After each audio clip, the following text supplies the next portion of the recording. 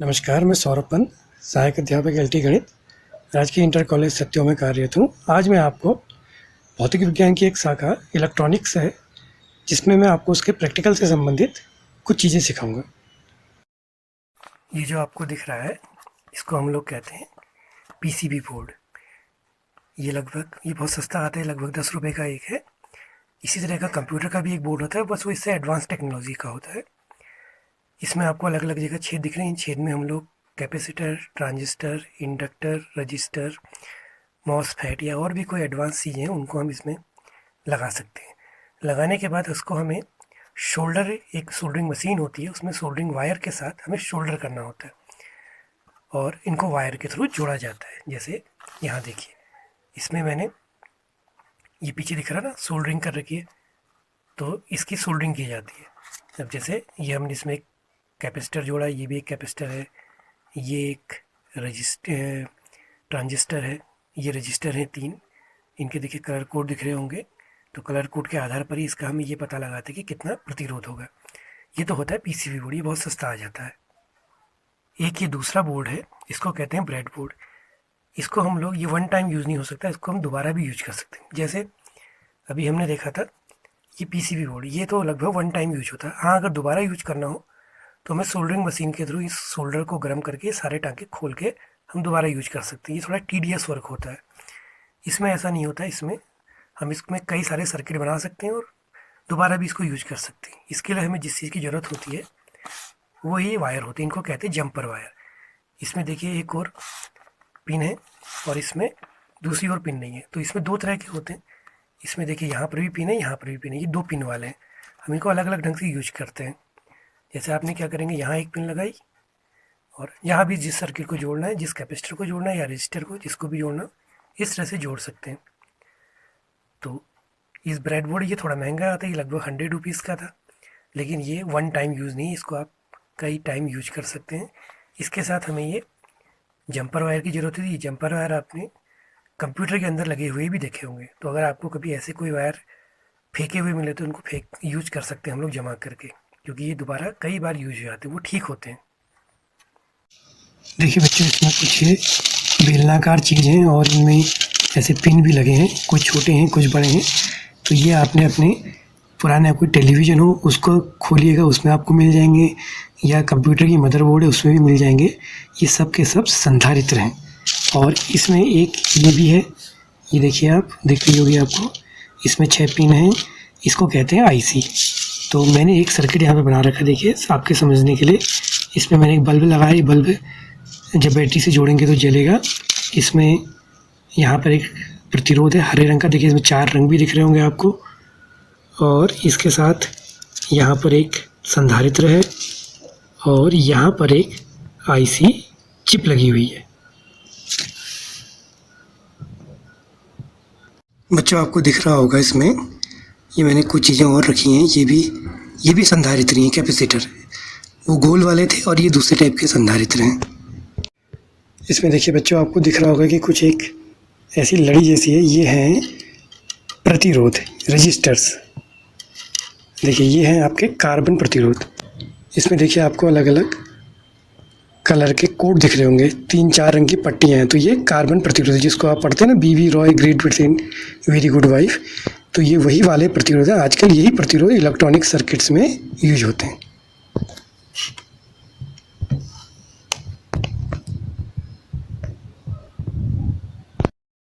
एक सर्किट हमारे पास और है, आइए इसमें पहचानते हैं क्या क्या चीज़ें हैं।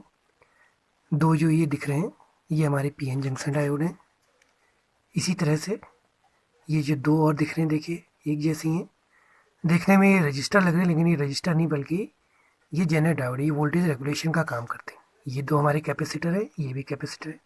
2 चीज़ें और हैं, देखिए ये और ये भी कैपेसिटर हैं, अलग अलग माइक्रोफेरेड के कैपेसिटर हैं। तो ये पीएन जंक्शन डायोड, ये तो आपके सिलेबस में ही है। जेनर डायोड, ये भी आपके सिलेबस में है। कैपेसिटर आप पढ़ चुके हैं। और रजिस्टर, ये कार्बन रजिस्टर कहते हैं इनको।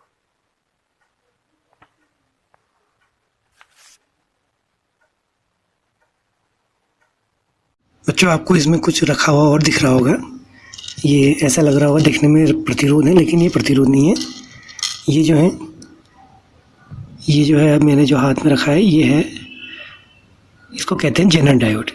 ये वोल्टेज के रेगुलेशन के काम आता है। और ये जो काला वाला दिख रहा है आपको ये है, ये सिंपल पीएन जंक्शन डायोड होता है। इनके बनने के बाद ही जो कंप्यूटर थे उनका आकार धीरे धीरे धीरे छोटा होता शुरू हुआ। इसके बाद बच्चों ये एक बॉक्स है, इस बॉक्स में मैंने कई चीज़ें रखी हैं, सब एक ही तरह के हैं। तो ये जो है आपको दिख रहे होंगे इस प्रकार के कुछ,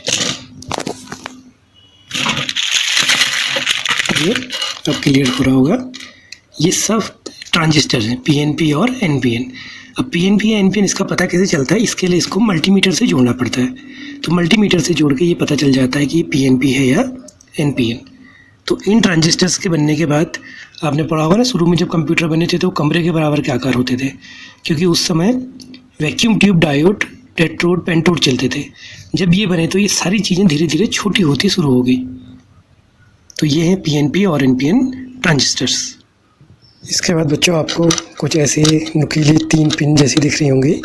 तो ये जो है मैंने ये वाली जो चीज़ें हैं ये है MOSFET, field effect transistor, metal oxide silicon field effect transistors. ये जो पीएनपी और एनपीएन ट्रांजिस्टर जो आप कक्षा 12 में पढ़ेंगे ये उसके आगे की एडवांस पीढ़ी के हैं। ये तो सिंपल वाला ट्रांजिस्टर है जो पीएनपी या एनपीएन कहते हैं, ये मॉसफेट। इसके अलावा देखिए एक चीज़ और है, ये आपके कंप्यूटर में आपको कई जगह दिखती है, इसको कहते हैं हीट सिंक। ये हीट को एब्जॉर्व कर लेता है, यानी कि अगर गर्मी ज़्यादा हो रही हो सर्किट में तो उसको एब्जॉर्व करने का काम करता है, इसे कहते हैं हीट सिंक। और बच्चों जो मैंने अभी ये चीज़ रखी है इसको है, ये है एक ट्रांसफार्मर। ये मैंने ये असल में बहुत महंगा आता है, करीब 500-600 से ऊपर के ट्रांसफार्मर आते हैं अगर आप प्रैक्टिकल के लिए कोई ख़रीदना चाहेंगे। तो ये तो मैंने एक पुराने स्टेबलाइजर से निकाला था और ये बड़ा काम का निकला।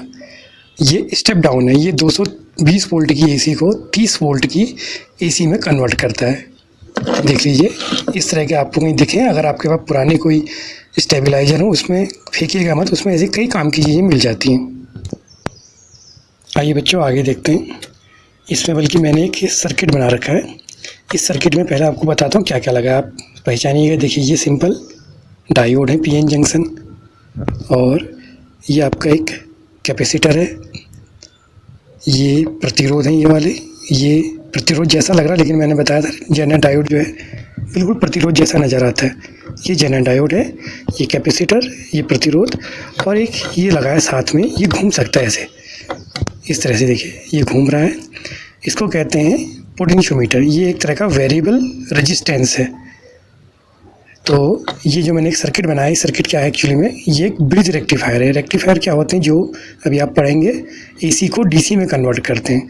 और ये कैपेसिटर और जो ये जेनर डायोड लगाया गया ये वोल्टेज को रेगुलेट करने के काम, ताकि जो डीसी हमें मिल रही है वो फ्लक्चुएटेड मिलती थी, तो ये उस फ्लक्चुएटेड डीसी को, उसके फ्लक्चुएशंस को कम करते हैं और ये वोल्टेज के रेगुलेशन का काम करता है। देखिए ये चीज़ आप कई बार आपके घरों में इमरजेंसी लाइट्स होती हैं जिसमें आप बल्ब की रोशनी को कम ज़्यादा कर सकते हैं, तो आप इसको लगाकर भी वो काम कर सकते हैं कि ये एक पोटेंशियोमीटर लगा लीजिए और इसके प्रतिरोध को कम ज़्यादा करके आप अपने बल्ब की जो रोशनी है उसको कम ज़्यादा कर सकते हैं।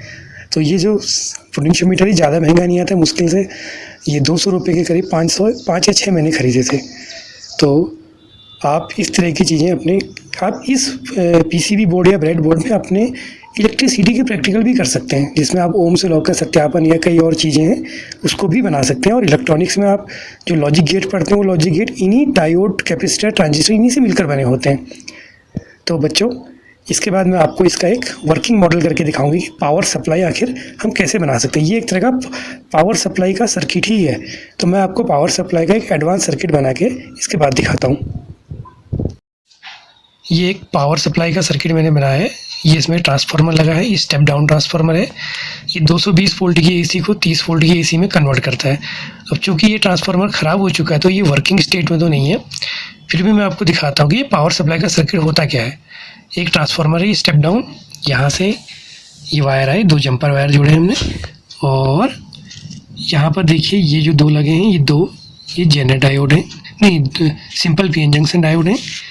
यहाँ पर भी 2 पीएन जंक्शन डायोड है। तो ये जो है ये इसको रेक्टिफायर सर्किट कहते हैं, ये ब्रिज रेक्टिफायर सर्किट है। ये क्या करता है, एसी को डीसी में बदलता है, फुल वेव डीसी में, वो फ्लक्चुएटेड डीसी होती है। अब उस फ्लक्चुएटेड डीसी को के फ्लक्चुएशन, जिनको हम रिपल भी कहते हैं, उस रिपल्स को कम करने के लिए यहाँ पर एक कैपेसिटर लगाया गया, ये उस रिपल्स को कम करता है। इसके बाद आगे जाते हैं तो एक सर्किट और है, ये है जेनर डायोड। अब चूँकि रिपल्स कम हो चुके हैं तो जेनर डायोड जो काम करता है वो वोल्टेज के रेगुलेशन का काम करता है। इसके बाद यहाँ पर एक रजिस्टर ये लगा है, एक रजिस्टर ये लगा है, इसको कहते हैं वोल्टेज डिवाइडर सर्किट। तो इससे क्या है कि इससे एक जो वोल्टेज यहाँ से, जैसे माना यहाँ से 30 वोल्ट की डीसी इसने रेगुलेट की, तो ये इसको दो अलग अलग अपने अपने प्रतिरोधों के हिसाब से दो अलग अलग वोल्टेज में डिवाइड कर देता है। साथ में एक पोटेंशियोमीटर लगाया है जो वोल्टेज, जो कि आउटपुट वोल्टेज को कांस्टेंट मतलब रेगुलेट करने का काम और करता है कि आपको कितनी चाहिए। अगर आप कम लेना चाहते हैं तो इसको कम कर देता है, ज़्यादा लेना चाहते हैं तो ज़्यादा ले लेता है। तो इस तरह से आप ये जो दो टर्मिनल लास्ट में यहाँ से हम आउटपुट लेते हैं, और दो टर्मिनल आप इधर भी लगा सकते हैं अगर आपको इस रजिस्टर के अक्रॉस आउटपुट लेना हो तो बच्चों ये था पावर सप्लाई का सर्किट। अगर ये ट्रांसफार्मर ठीक होता तो ये वर्किंग भी करता। इस तरह का सर्किट आप लोग अपने स्कूलों में बना सकते हैं। और हमारी इलेक्ट्रिसिटी के कई सारे प्रैक्टिकल्स ऐसे होते हैं जहाँ पर हमें वोल्ट डीसी की ज़रूरत होती है, तो हम लोग सेल्स वगैरह यूज करते हैं और उनको जोड़ना बड़ा कॉम्प्लिकेटेड होता है। तो ये हमारा एक परमानेंट सर्किट था। इसके थ्रू हम लोग, जैसे इस वाले में मैंने इसका जब बनाया था तो ये इधर को 10 वोल्ट और इधर को 20 वोल्ट देता था। तो फिलहाल अभी ये ट्रांसफार्मर के ख़राब हो जाने के कारण काम नहीं कर रहा है, तो लेकिन फिर भी उसका सर्किट कुछ इस तरह का है। क्या करना है, पहले एक ट्रांसफार्मर लगाना स्टेप डाउन, एक ब्रिज रेक्टिफायर, फिर एक कैपेसिटर जो उसके रिपल्स को कम करेगा, उसके बाद एक जेनर डायोड जो वोल्टेज रेगुलेशन का काम करता है, फिर वोल्टेज डिवाइडर सर्किट, और लास्ट में जाके पोटेंशियोमीटर जो आउटपुट की वोल्टेज को हम जिस हिसाब से लेना चाहें उसको लेने में कांस्टेंट कर देता है। Thank you.